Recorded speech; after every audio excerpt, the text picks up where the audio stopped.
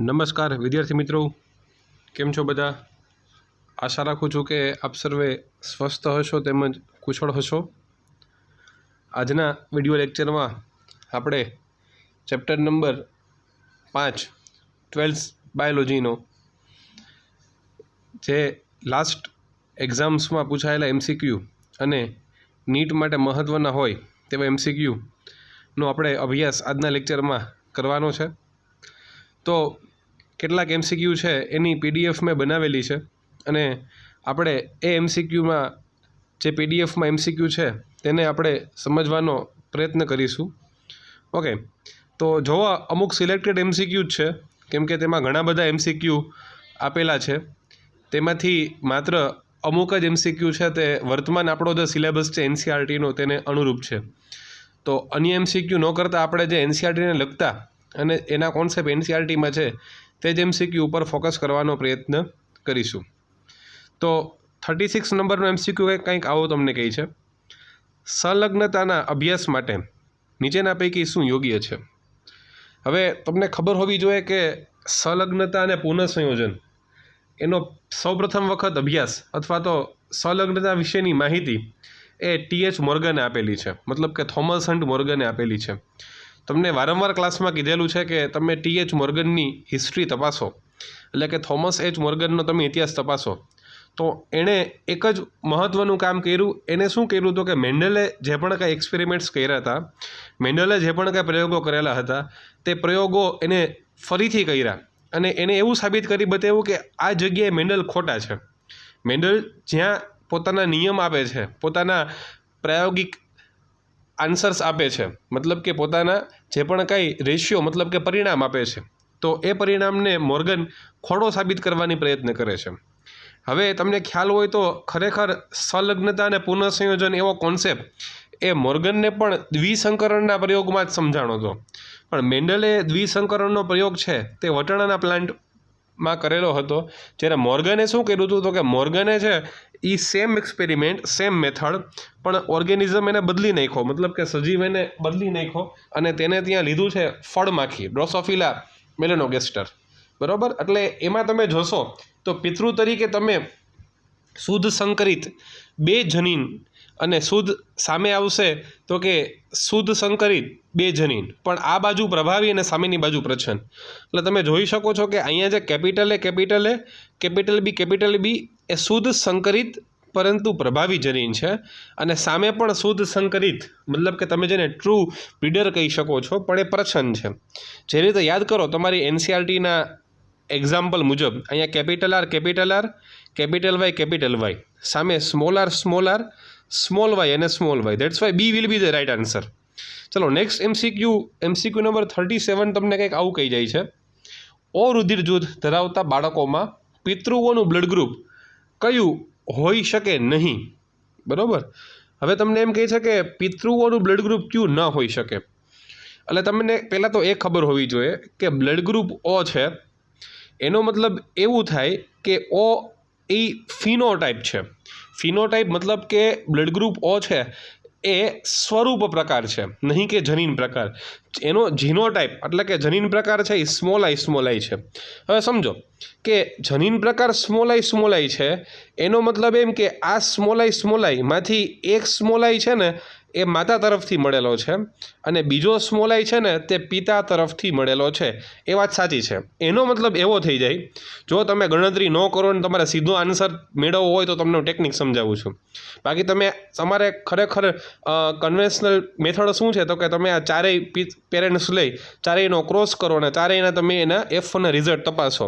જેના રિઝલ્ટમાં બરાબર સ્મોલ આઈ એટલે બ્લડ ગ્રુપ O આવે એ બધા પેરેન્ટ્સ હોઈ શકે. બરાબર છે? શક્યતા રહીને જેમાં ન આવી પેરેન્ટ્સ ન હોઈ શકે. પણ તમે સમજો કે O એટલે સ્મોલ આઈ, આ એક સ્મોલ આઈ માતાનો છે અને બીજો સ્મોલ આઈ પિતા તરફથી મળેલો છે. હવે તમે સમજો કે અહીંયા આન્સર જોઈને જ પકડાઈ જાય. કઈ રીતે? તો કે અહીંયા લખ્યું છે AB એ ફેનોટાઈપ છે. ફિનોટાઈપ મતલબ કે સ્વરૂપ પ્રકાર. ABનો જીનોટાઈપ યાદ કરો, IAIB. એનો મતલબ એમ કે જો આ AB માતા હોય કે પિતા, એ કાં તો IA આપશે ને કાં તો IB આપશે. મતલબ AB પાસે સ્મોલ આઈ નથી. એટલે આ પેર છે ને, પેર નંબર 1 એ તો માતા પિતા હોઈ શકે જ નહીં, કેમ કે સામે જોઈએ ને એ બી લખ્યું છે, અથવા તો ઓ, બરોબર. પછી જો આ બીમાં શક્યતા છે, કેમ કે બી માટે આઈબી પણ હોઈ શકે અને આઈબી સ્મોલ આઈ પણ હોઈ શકે, બરોબર. આપણે શક્યતા વિચારવાની છે. તો જો આ આઈબી સ્મોલ આઈ છે તો અહીંથી સ્મોલ આઈ, અહીંથી સ્મોલ આઈ. અહીંયા પણ એવું જ બની શકે, જો આ એ સ્મોલ આઈ છે તો આનો સ્મોલ આઈ, અને આઈબી સ્મોલ આઈ તો આનો સ્મોલ આઈ. અને ઓ હોય તો ઓબ્વિયસ છે, કેમ કે અહીંથી આની પાસે ડબલ સ્મોલ આઈ છે, આની પાસે ડબલ સ્મોલ આઈ છે, તો I and I will come from that. Okay, એટલે ઓ રુધિર જૂથ ધરાવતા બાળકોમાં પિતૃઓનું બ્લડ ગ્રુપ છે ને એ બી તો હોઈ શકે જ નહીં. ઓકે, પછી જો શું કહે છે MCQ number 38, very easy. Albino પિતા ધરાવતી સ્ત્રી આલ્બિનો પુરુષ સાથે લગ્ન કરે છે. સમજો, albino is one type of inheritary disease, બરોબર. આ તમારા મગજમાં હોવો જોઈએ. જેમ તમે ભણી ગયા છો કલર બ્લાઇન્ડનેસ એન્ડ હિમોફિલિયા, એમ સેમ એ જ કન્સેપ્ટ આવશે. It is a X linked inheritance, બરોબર છે. એક્સ રંગસૂત્ર ઉપર બેસે. હવે આ જે લખ્યું છે ને આલ્બિનો પિતા ધરાવતી સ્ત્રી, હવે એ ખરેખર માતા છે, અને આ આલ્બિનો પુરુષ એ થઈ ગયો છે પિતા.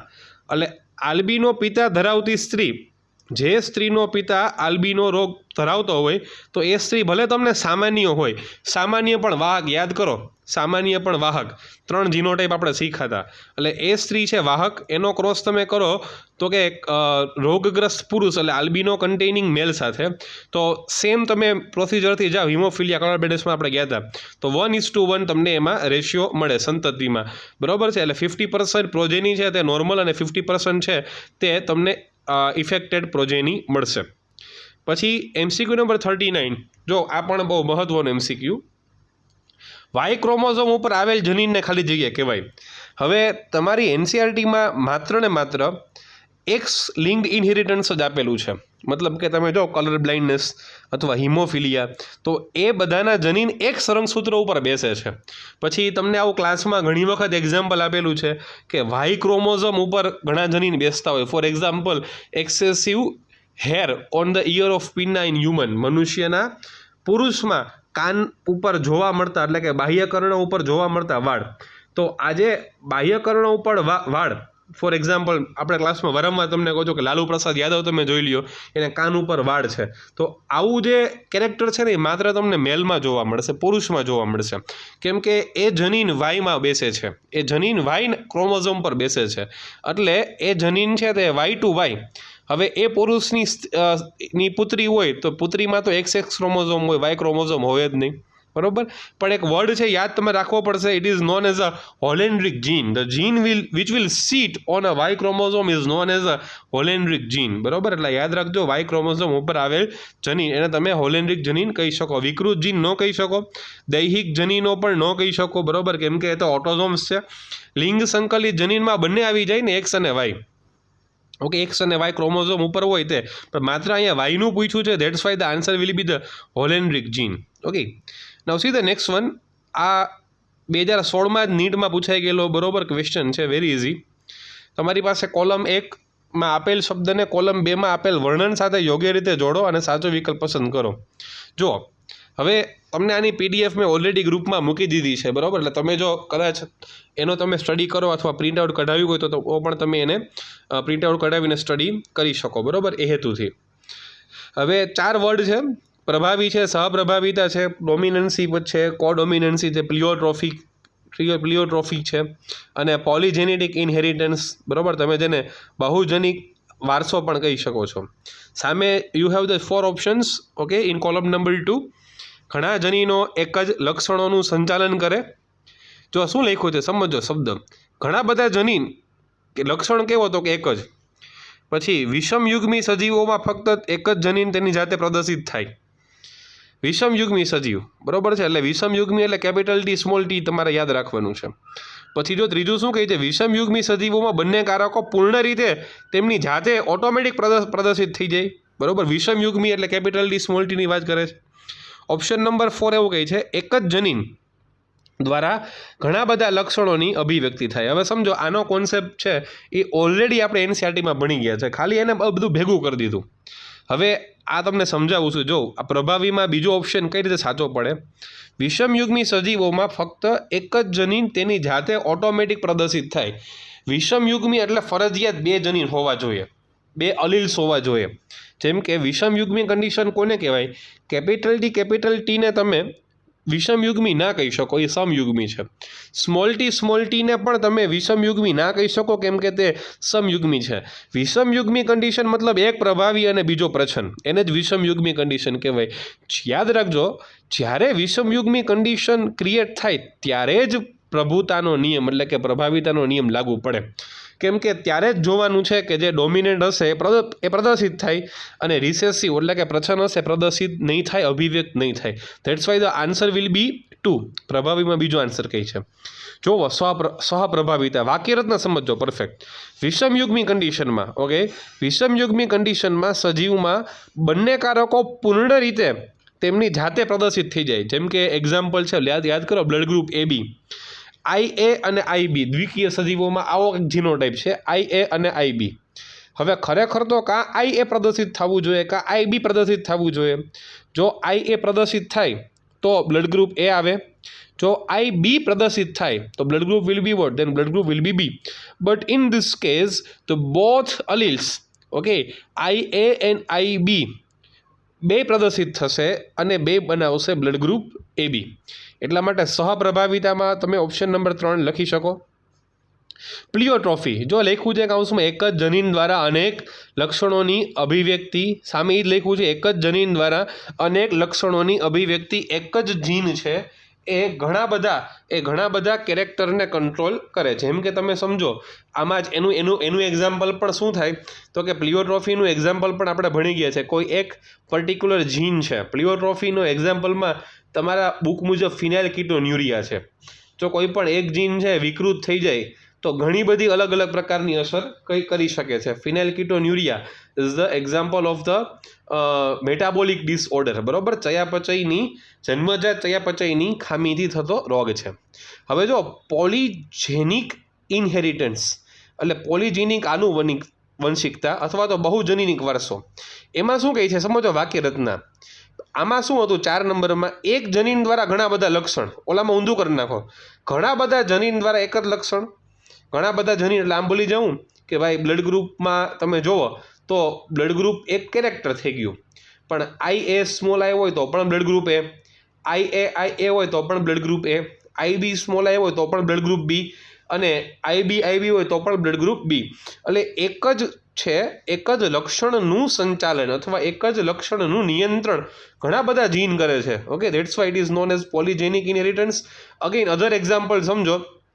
ઘણા બધા જનીનના એક્ઝામ્પલમાં સ્કિન કલર ઇન હ્યુમન, બરાબર છે, મનુષ્યમાં જોવા મળતો ચામડીનો કલર. આપણે એમ કહી દઈએ કે ફોર એક્ઝામ્પલ કે ભાઈ કેપિટલ T ઊંચા છોડ માટે રિસ્પોન્સિબલ છે.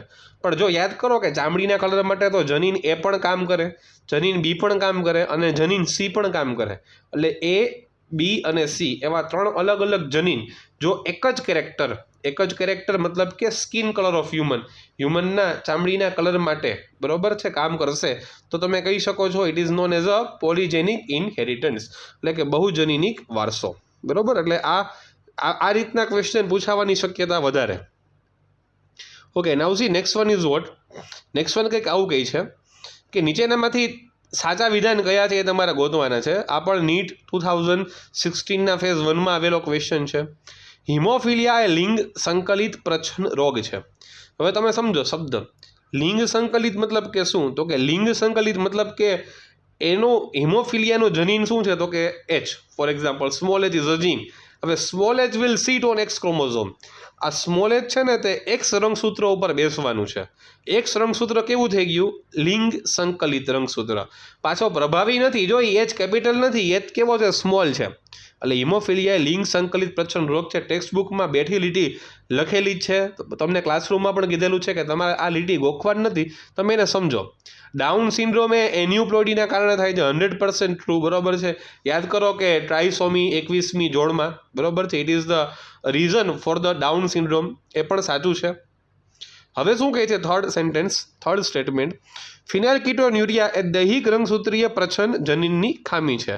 તો ફિનાઇલકીટોન્યુરિયા છે, બરોબર છે, અહીંયા ખરેખર આવશે તે દૈહિક રંગસૂત્રીય પ્રચ્છન્ન નહીં આવે, ત્યાં આવશે જન્મજાત ચયાપચયની ખામી છે.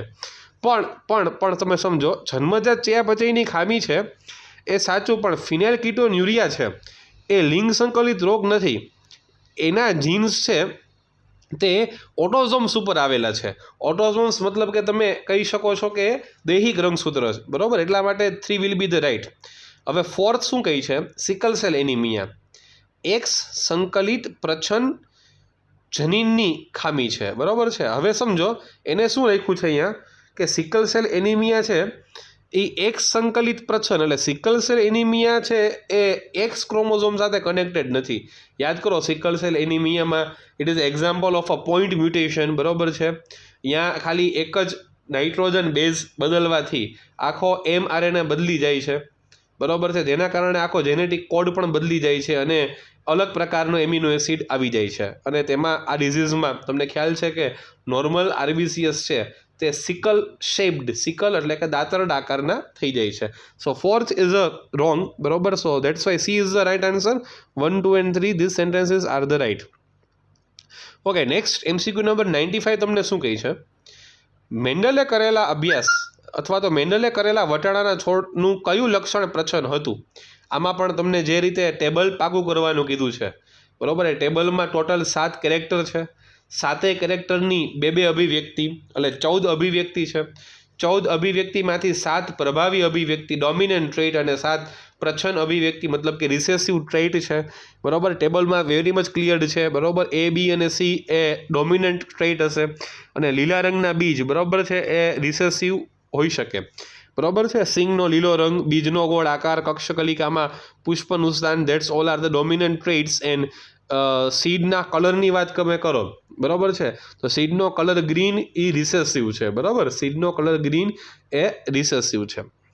જનીન દ્વારા નિયંત્રિત વટાણાના 7 લક્ષણોનો મેન્ડલે અભ્યાસ કરેલો હતો અને તમને ખબર છે કે આ 7 લક્ષણો માટેના જનીન એ ટોટલ 4 ક્રોમોઝોમ ઉપર આવેલા હતા. આપણે વાત થઈ ગયેલી છે, બરાબર. એટલે આન્સરમાં આવશે 4 ક્રોમોઝોમ, બરાબર.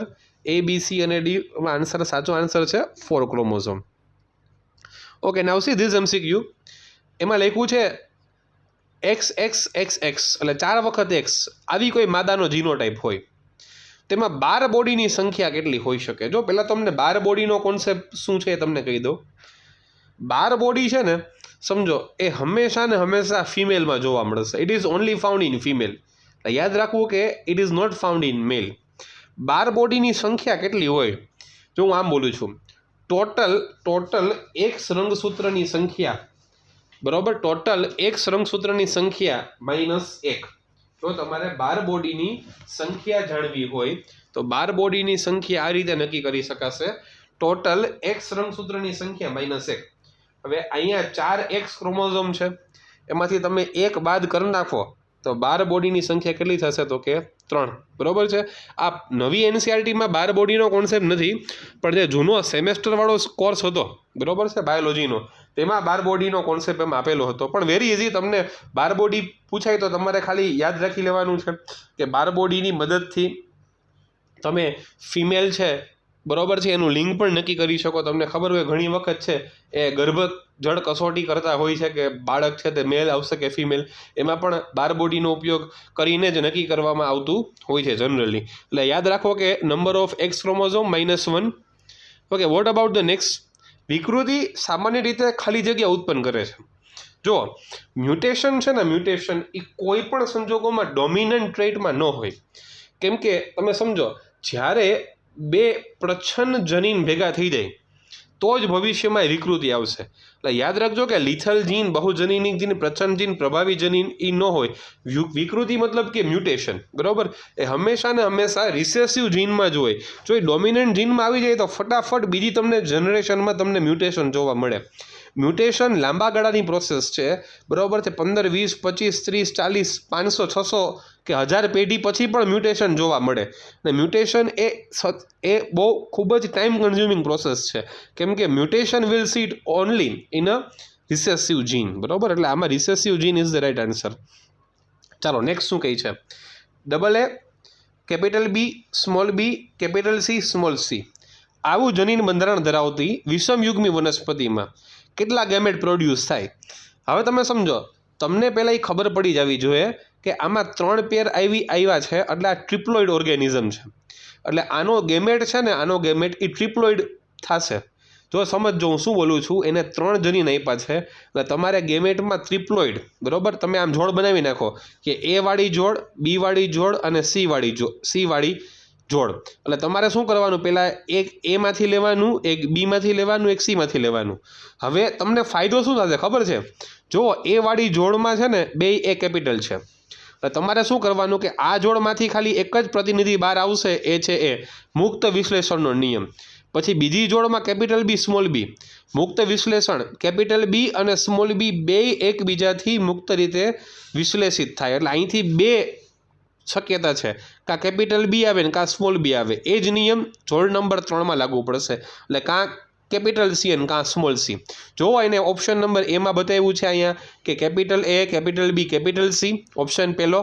બીજો ઓપ્શન પણ કેપિટલ એ, કેપિટલ બી અને સ્મોલ સી।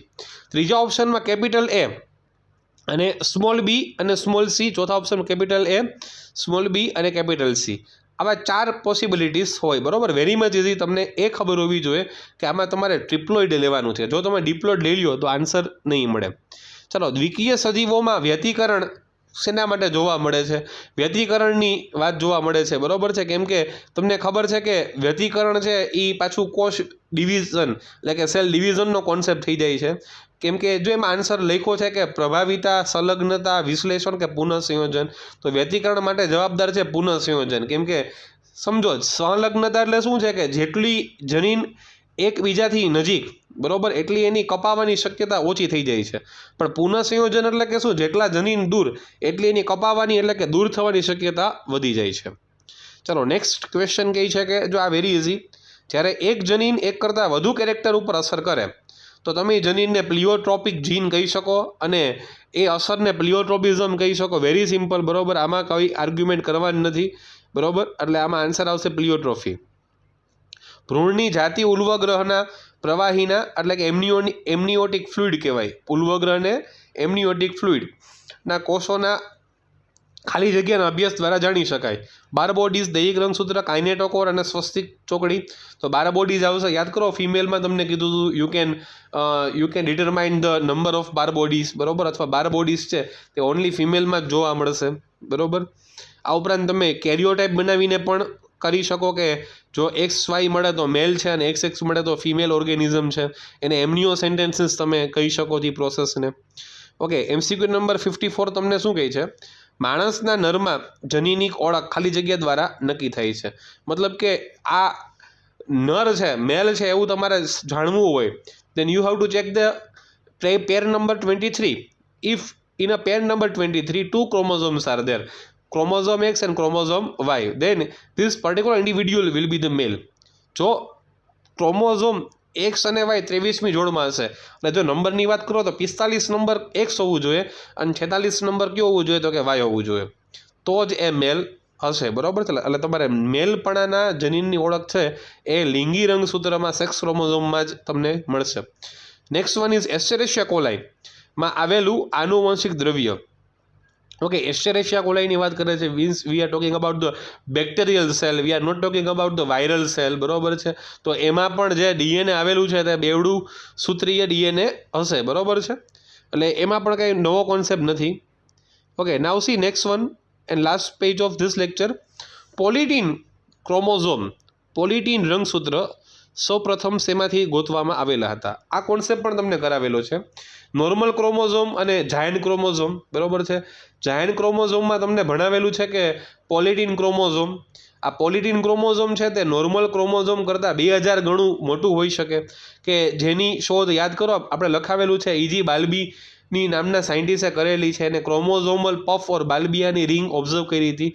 એને કાયરોનોમસ લાર્વા કે જે ડિપ્ટેરા શ્રેણીના કીટક છે, બરાબર છે, એ કીટકની લાર્વા એટલે કે લાર્વલ સ્ટેજ, યાદ કરો કીટક એટલે કે ઇન્સેક્ટમાં egg, larva, pupa, adult stages હોય છે। એટલે કાયરોનોમસ લાર્વાના સલાઇવરી ગ્લેન્ડમાં, સલાઇવરી મતલબ કે એની જે લાળ છે ને એમાંથી એને ક્રોમોઝોમ મળ્યા હતા, પોલિટીન ક્રોમોઝોમ, બરાબર છે। એટલે એ તમને જાયન્ટ ક્રોમોઝોમનું એક્ઝામ્પલ છે, બુકમાં નથી પણ યાદ હોવું જોઈએ તમને। પોઈન્ટ મ્યુટેશન એટલે કે પોઈન્ટ વિકૃતિનું ખૂબ જ ધ્યાન ખેંચે તેવું એક્ઝામ્પલ, બરાબર છે। તો તમને ખબર છે પોઈન્ટ મ્યુટેશન મતલબ કે સમગ્ર ડીએનએની બેઝ પેરમાંથી માત્ર એક જ બેઝ પેરમાં થતો જ ફેરફાર it is known as a point mutation and write answer will be the sickle cell anaemia. કેમ કે થેલેસેમિયા, ડાઉન સિન્ડ્રોમ, રંગ અંધતા, બરોબર છે, થેલેસેમિયા, રંગ અંધતા, એમાં બધામાં બહુ મોટા પાયે ફેરફાર થાય છે. સિકલ સેલ એનિમિયામાં તો ખાલી એક નાઇટ્રોજન બેઝનો જ ફેર પડે છે. ઓકે, જે વ્યક્તિ નર અને માદા બંને જાતીય લક્ષણો તેના શરીરમાં દર્શાવે it is known as a gynandromorph. બરોબર, ડ્રોસોફિલામાં આવું જોવા મળશે.